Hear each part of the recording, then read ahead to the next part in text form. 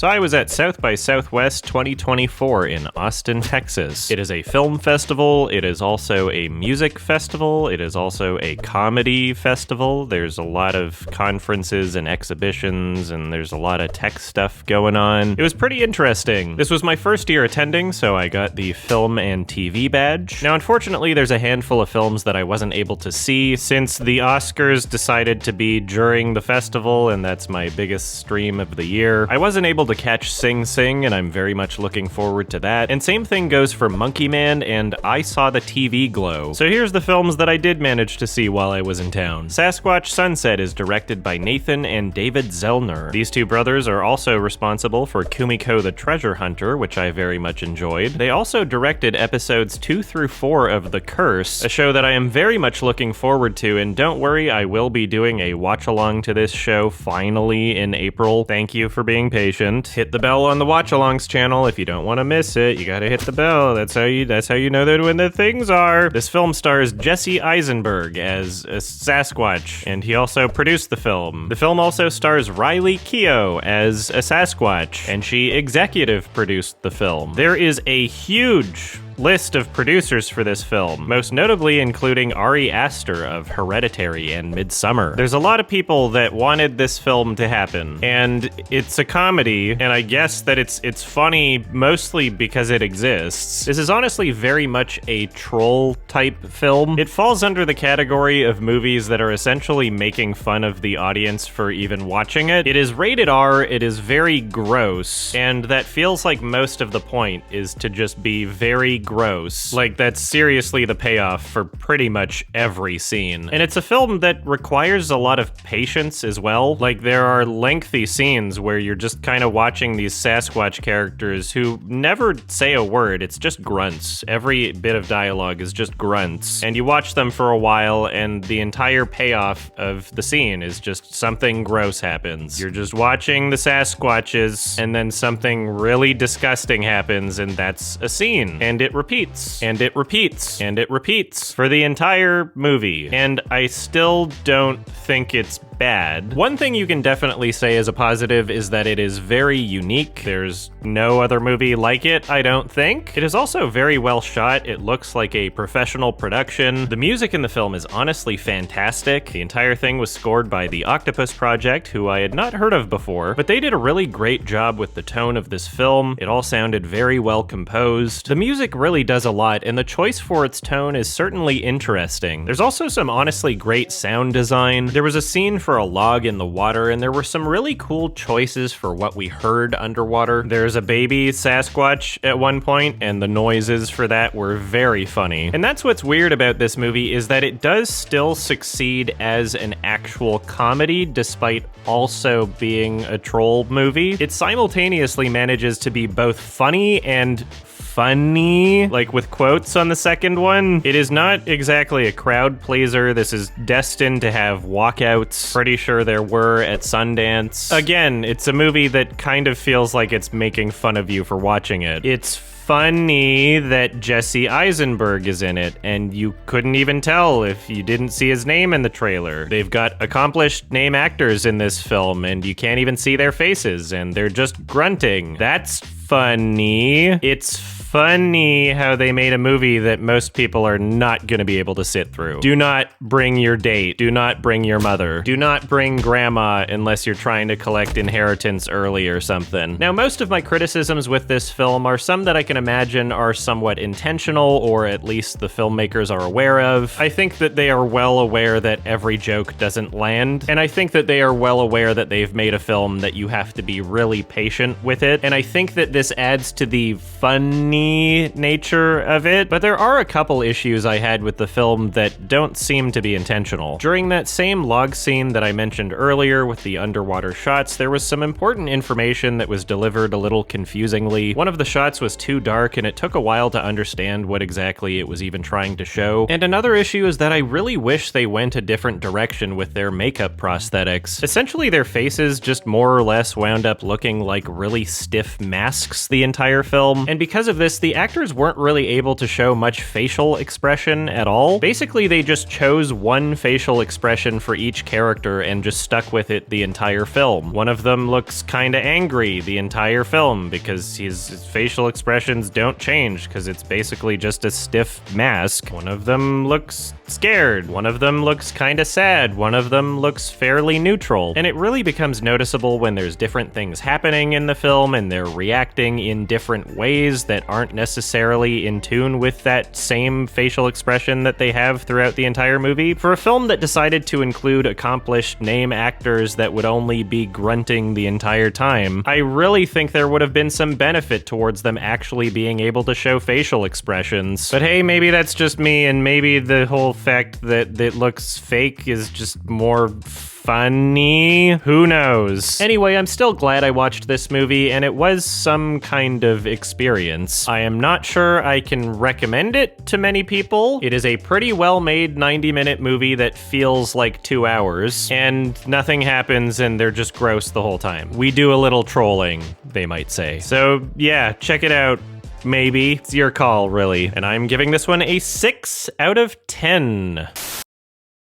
Another film I saw was Gasoline Rainbow. This was directed by Bill and Turner Ross, and this was the first film I've seen from them. This is a film that follows a group of teenagers who live in a small town and decide to do a road trip to the Pacific coast. Now, the way that this movie was filmed was very interesting. It's got a great sense of style, and I love the editing choices. This is one of those movies that doesn't try to hide the fact that it used cameras to film it. The camera will often feel as though it's a part of the scene, even if it doesn't necessarily make narrative sense. It has really great color grading and almost reminds me a bit of Harmony Korine's Spring Breakers. There's even a point where one of the characters is wearing a pink balaclava, so I'm pretty sure that was a nod to that film. It's very experimental, it's very serendipitous. Basically, it's less of a scripted narrative and more of a just kind of see what happens sort of movie. A lot of it is clearly improvised, and there are certain beats to the stories that, although the directors are aware of, they made the choice to not have the actors aware of it and have them kind of just react as it was happening. That being said, there aren't a lot of significant beats to what happens narratively in this film. It's definitely a vibe movie, and a lot of it is just kids being friends and having conversations with each other. There are some scenes in which the music choices were great. There are other scenes in which the music choices felt as though they were trying a bit too hard. And there's more than one scene where the music was really just taking away from the emotion in the scene rather than adding to it. The main cast of kids are essentially non-actors, and according to the Q&A, the 2 girls were already friends with each other, and the 3 boys were already friends with each other. So there is some genuine friendship on display that was captured in this film, but unfortunately, despite this, there's a lot of points in the film where I'm not really all that convinced. Some of these kids honestly seemed a little camera shy, and there were a lot of scenes that required some sense of enthusiasm that just wasn't really captured well by their performances. For the majority of the film, their performances really work, but there was something about the emotion of excitement that consistently did not feel believable. I also wish that these characters were developed a bit more. Sure, the ensemble nature allows the characters to bounce off of each other and say things, but a huge amount of what was said came across as a lot of awkward small talk, and although some of these characters do wind up getting a good amount of development closer to the end of the film, for most of the movie, these 5 kids felt more or less interchangeable. It really does not utilize the concept of actually having an ensemble to its fullest, and this was made particularly apparent by just how interesting the other characters that they ran into over the course of the film were. I kinda got similar vibes to Kelly Reichardt's Wendy and Lucy in this sense, where a good chunk of the film is comprised of the main characters meeting people along the way, and these people felt very genuine and were very interesting, but unlike Wendy and Lucy, this film doesn't have nearly as much of a clear sense of drama or goals or stakes. It is very much a vibe movie, and it does more or less capture the vibe that it's going for pretty well. Still, it definitely would have helped my experience for the sequence of events to feel a bit more consequential, because then at least what was lacking from the sense of character in the main ensemble could have been made up for with more of a sense of impact or purpose. There's definitely something to this movie, and at points it did capture something beautiful. It's an experience that somehow both simultaneously feels meaningful and meaningless, and despite a really messy ending that I was not a huge fan of, I enjoyed this movie overall. It is very rough around the edges, it probably needed to be trimmed down a bit, but I really engaged with the style, and I'm interested in whatever these these directors make next. So if this looks interesting to you, then check it out, and I'm giving this one a 5 out of 10. It's a high 5 out of 10, so it's closer to a 6 than a 4. High five. High five!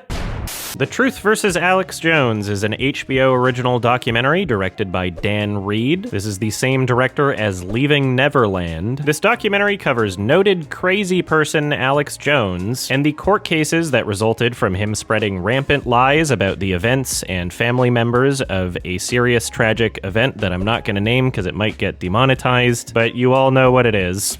Cool Cat stops a fill-in-the-blank type situation. This was a very entertaining documentary. It is obviously a pretty major story to cover. I really love that they got interviews with a bunch of conspiracy nutjobs that worked for him that either didn't know what type of documentary they were going to be in or are just so dumb that they decided to do it anyway. I love the level of access that this film got towards covering these court cases. There's interviews of the family members and lawyers before and during and after the trial. It was great to hear their strategies and their hopes for outcomes, etc. It's a super interesting trial with plenty of wacky and insane things that happen during it. It is pretty nuts to have the judge get to the point where she has to explain basic things to Alex Jones over and over again like a child. It is pretty satisfying to see him constantly get caught in his lies in front of people and see him react to it or try not to react. This constant performance that he's putting on. He's an awful person. He's a really, really terrible person.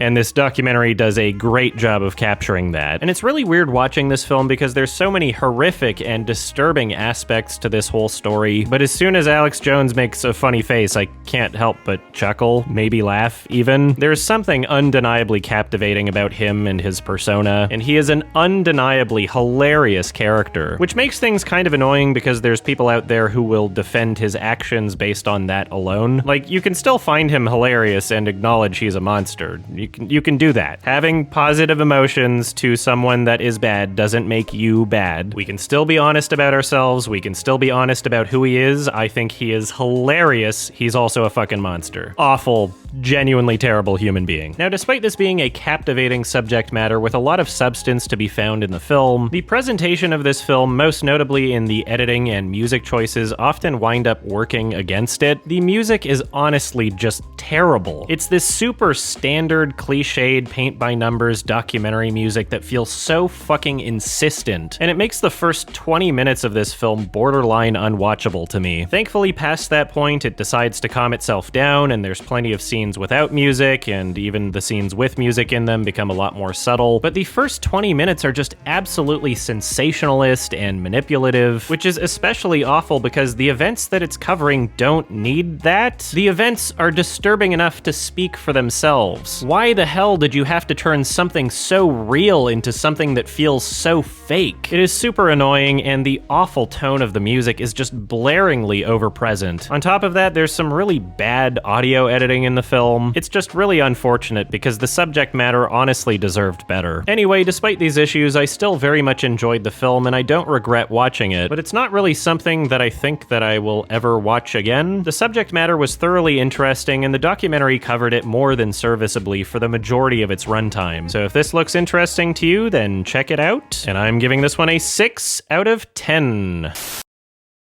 Another film I saw is Box Diaries. This is a documentary directed by Japanese journalist Shitori Ito, as she documents and investigates her own sexual assault, where because of Japan's outdated laws, she is forced to take matters into her own hands to find justice. Now, I'm sure this goes without saying, but this is a very emotional and uncomfortable watch. But unlike the Alex Jones documentary, this does not feel manipulative or sensationalized. This is a very personal and thoughtful film with great choices and presentation.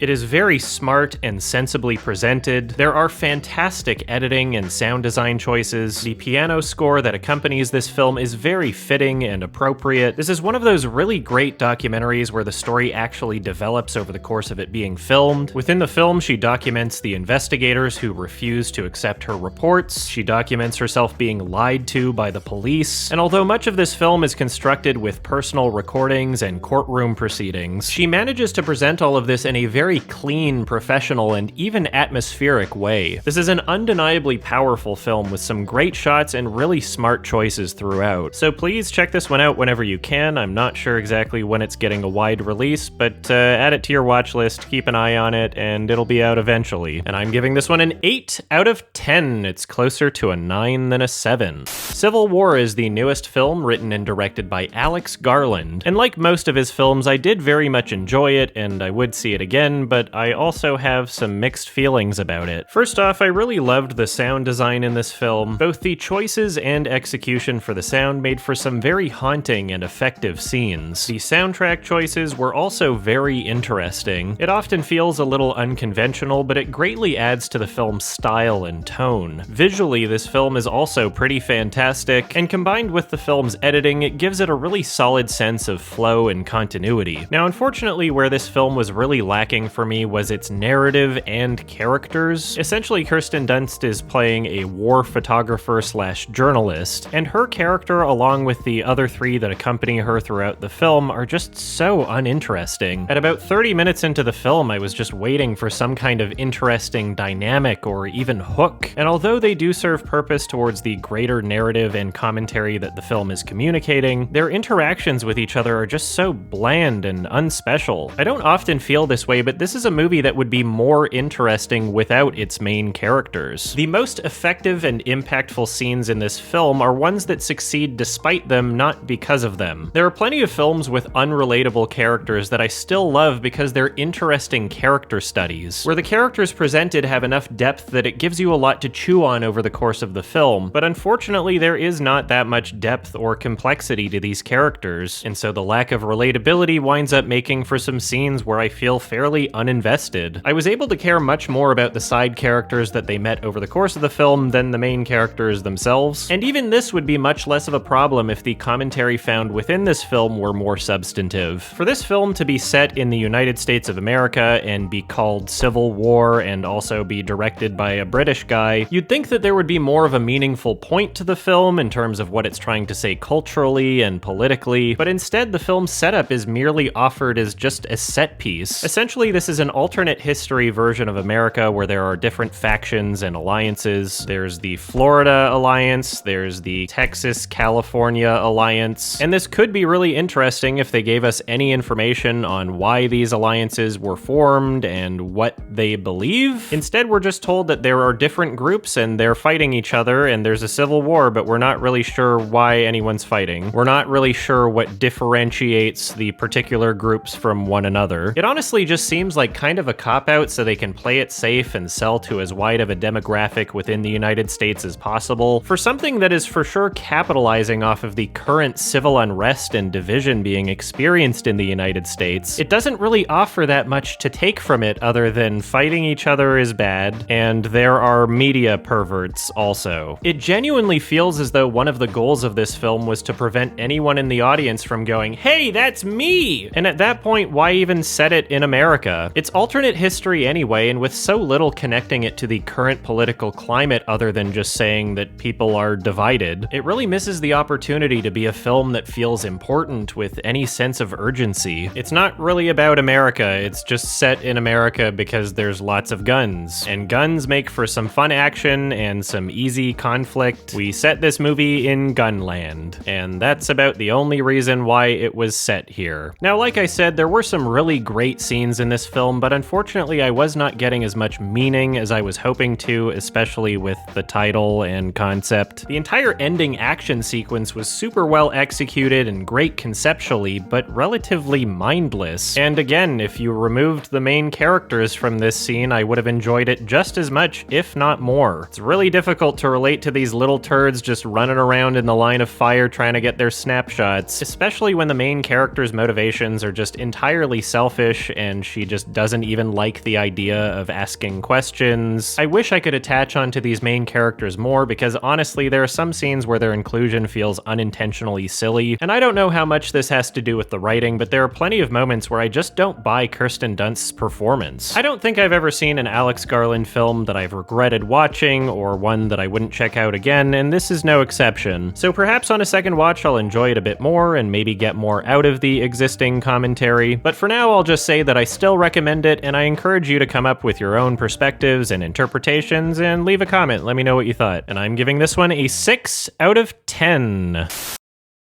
There was also a short film at the festival that I watched called The Last Brunch. This is directed by Jim Cummings, who I very much enjoy. I love his films Thunder Road and The Wolf of Snow Hollow. And this is an 11.5-minute comedy sketch that you can watch on Vimeo right now. It is very funny, it is very awkward. The style of humor kind of reminded me of the Netflix show I Think You Should Leave with Tim Robinson, and although the performances certainly don't go as crazy as he would in that show, it feels like the type of comedic situation that you could easily place him in. Now, I don't want to spoil too much about this, but it's got a great sense of build-up, and I had some really genuine laughs. The performances in this are entertaining and serviceable, and there's a really great sense of comedic payoff. So check this one out. It's on Vimeo. You can check it out whenever you want, and I'm giving this one a 7 out of 10. It's closer to a 6 than an 8.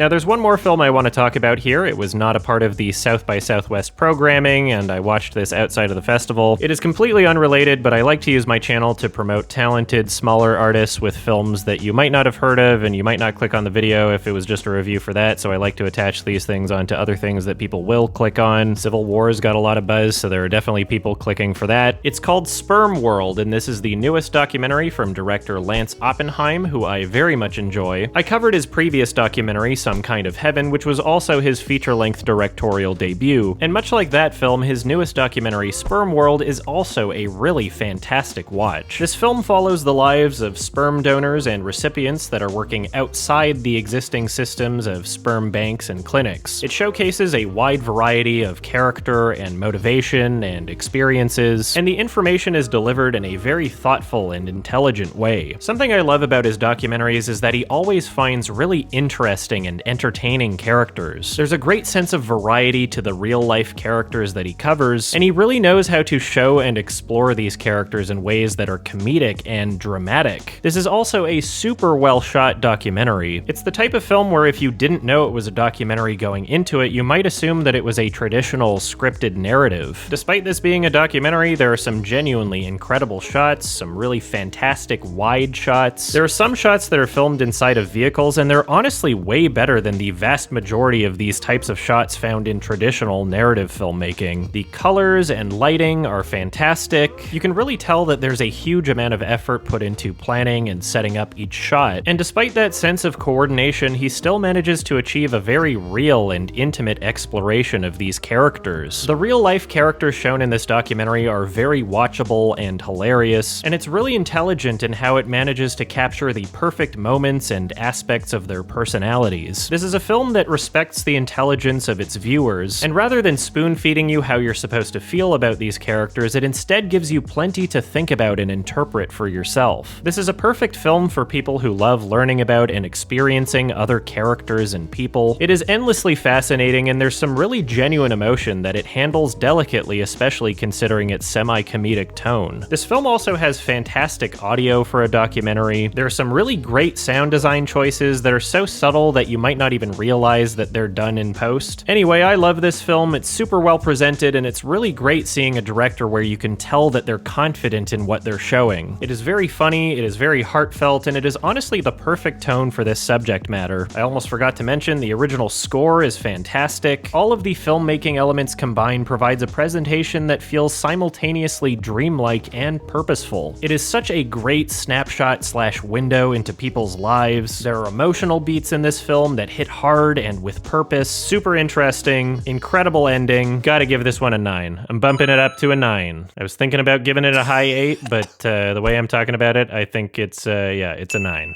out of 10. If that wasn't clear before. If you're in the US, you should be able to find the film on FX/Hulu on March 29th, and outside the US, I believe it should be on Disney+, which is kind of funny. So check this one out right away, because it is pretty